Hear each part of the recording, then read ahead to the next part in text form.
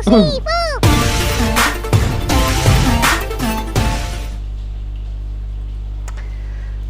Gunarwan dan Gunarwati sekalian, ketemu lagi ya di channel saya Gunar Os. Minta maaf ya, video review pertandingan kali ini agak telat karena ya liburan. Oh iya teman-teman, selamat tahun baru ya. Kita sudah masuk tahun 2024. Gimana tahun 2023 kalian kemarin? Ada yang perlu diperbaiki lagi tahun 2024 ini ya. Yang pasti saya juga tahun 2024 ini mau lebih ya, channel ini supaya lebih bisa berkembang dikit lah ya. Oke, tidak berlama-lama saya ingin membahas pertandingan kemarin ya. Kita bertamu ke kandang Fulham, Craven Cottage, di mana kita kalah 2-1 ya. Ya saya nggak mau juga ini karena baru balik juga, jadi nggak mau review terlalu berlama-lama ya. Saya lebih ingin melihat bagaimana pertandingan kemarin itu. Saya melihat ada satu yang nggak serk gitu ya, maksudnya saya ada ngelihat satu yang nggak pas gitu. Kenapa saya bilang nggak pas? Karena pertandingan kemarin itu saya ngerasa Arsenal sama sekali tidak mengontrol pertandingan. Jadi ini berbeda dengan kekalahan di melawan West Ham ya. Jadi waktu kita melawan West Ham, ini sebentar saya buka ininya dulu ya. Ini waktu kita melawan West Ham, kita menguasai pertandingan. Kita bisa lihat dari field tilt-nya ini ya. Merah semua. Jadi ini Arsenal yang menguasai pertandingan, tapi memang kita dalam posisi tidak beruntung, tidak bisa memanfaatkan tidak bisa memanfaatkan chances kita, kesempatan-kesempatan yang ada. Tapi West Ham dalam serangan balik mereka itu bisa memanfaatkan kesempatan yang sedikit yang mereka punya gitu. Berbeda dengan pertandingan kita kemarin melawan Fulham ya. Penguasaan pertandingannya walaupun kita lebih menguasai, tapi ini juga penguasaan waktu kita menguasai bola ini nggak banyak gitu ya. Dan bolak-balik juga antara penguasaan kita dan penguasaan Fulham. Jadi serangannya bolak-balik di mana kita juga tidak bisa memanfaatkan kesempatan yang kita punya dan tidak bisa menghentikan kesempatan yang dimiliki oleh Fulham gitu ya. Kita bisa lihat di sini shots on targetnya sama total shots yang ada ini tidak berbeda jauh ya. 15 total shot dari Fulham, kita 13. Yang on target dari Fulham ada 4 dan kita ada 3 gitu ya. Dan kalau kita lihat kemarin yang melawan West Ham ini berbanding terbalik ya. Kita bisa total shotsnya 30 dengan 8 yang on target. Jadi pertandingan kemarin melawan Fulham ini menurut saya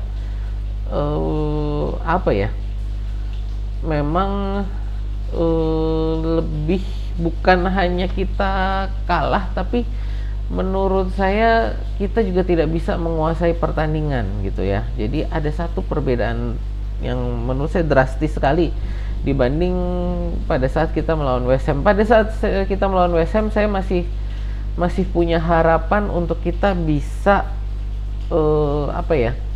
untuk bisa membalikan keadaan. Kenapa? Karena memang kita menguasai pertandingan. Tapi pada saat melawan Fulham kemarin, begitu sudah mencapai menit ke-50, saya ngerasa menit ke-60-an lah, saya udah ngerasa ini nggak bisa membalikan keadaan. Kenapa? Karena permainannya kita tidak bisa mengontrol permainan gitu. Jadi kita tidak bisa mengontrol permainan. Jadi waktu udah sampai kebobolan kedua itu ya, itu kan kebobolan kedua di menit ke berapa sih? Ke menit ke-59 ya. Nah, benar kan? Menit ke-59 dari Reed. Saya ngerasa itu udah nggak bisa membalikan keadaan. Kenapa? Karena memang permainan kita tidak menguasai pertandingan. Walaupun ini secara total kita punya ball possession 60, tapi kita tidak menguasai pertandingan gitu. Jadi inilah kenapa menurut saya ada yang perlu diperbaiki oleh Arteta ya, ini dalam untuk kedepannya. Apakah dia mencoba ada strategi baru kemarin? Mungkin gitu ya. Karena mungkin dia karena melihat apa yang terjadi di West Ham, kita menguasai pertandingan tapi tidak tidak bisa menciptakan gol.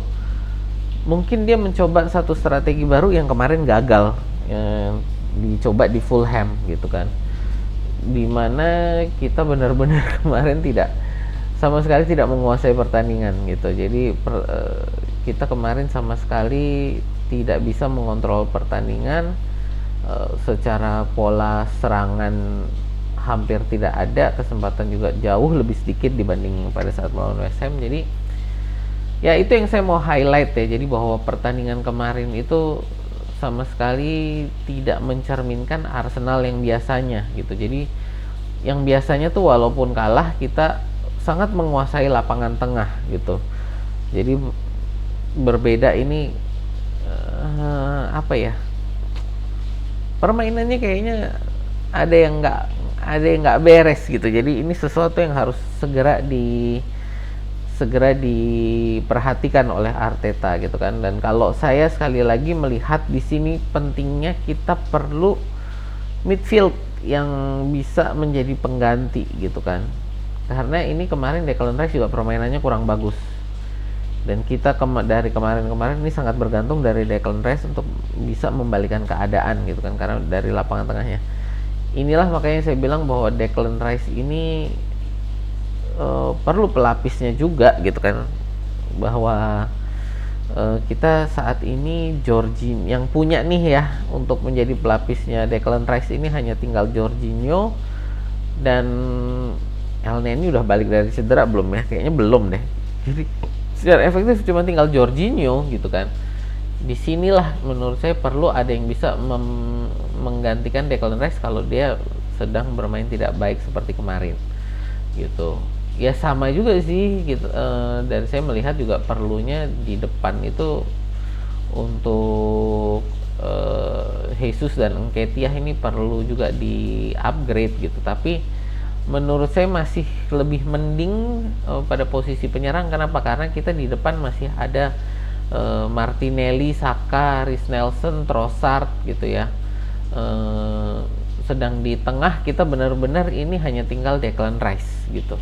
Nah inilah makanya menurut saya lebih penting, saya jujur ya, menurut saya lebih penting adalah untuk pelapis pemain tengah ini untuk Declan Rice.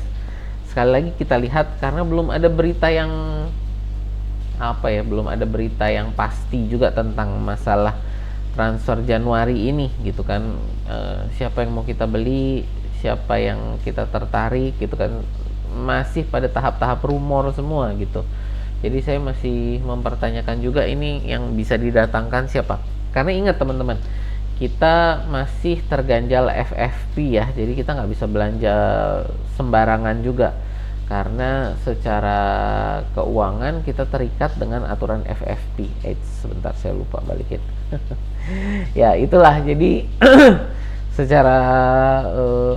secara keuangan untuk kita mau beli pemain kita masih terikat FFP. Jadi nggak bisa beli pemain juga asal-asalan gitu ya. Jadi kita nggak bisa nih tiba-tiba beli Osimhen gitu ya, atau Mbappe gitu kan ya, yang wishful thinking yang ngarep-ngarep terlalu gila seperti itu. Menurut saya nggak akan terjadi lah. Ya itu sih jadi dari saya tentang pertandingan kemarin, yang menurut saya memang ini ada sesuatu yang salah. Kemarin pertandingannya ada yang salah, jadi ada yang nggak beres gitulah ya. Itu aja sih jadi dari saya untuk review pertandingan kemarin. Terima kasih ya kemarin yang sudah nonton bersama-sama saya. Terima kasih juga teman-teman yang nonton untuk video review ini. Kalau teman-teman ada komen tentang pertandingan kemarin melawan Fulham, boleh yuk tulis di kolom komentar. Dan kalau untuk teman-teman suka konten-konten Arsenal semacam ini, boleh yuk di like, share, dan subscribe. Itu aja dari saya, terima kasih, sampai jumpa di video kita berikutnya.